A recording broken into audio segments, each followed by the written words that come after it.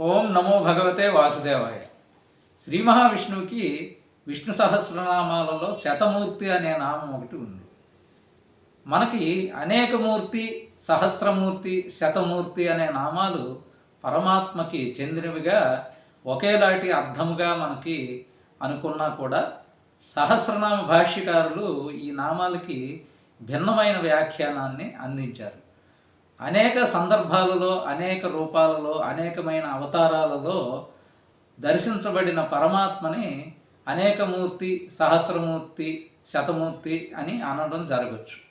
కానీ భగవద్గీతలో పశ్యమే పార్థ రూపాణి శతశోధ సహస్రశః నానా విధాని దివ్యాని నానా వర్ణాకృతిని చ అని అంటాడు. అంటే ఈ సమస్త జగత్తుని నాయందే దర్శింపుము అని అర్జునుడితో చెప్పడం జరుగుతుంది.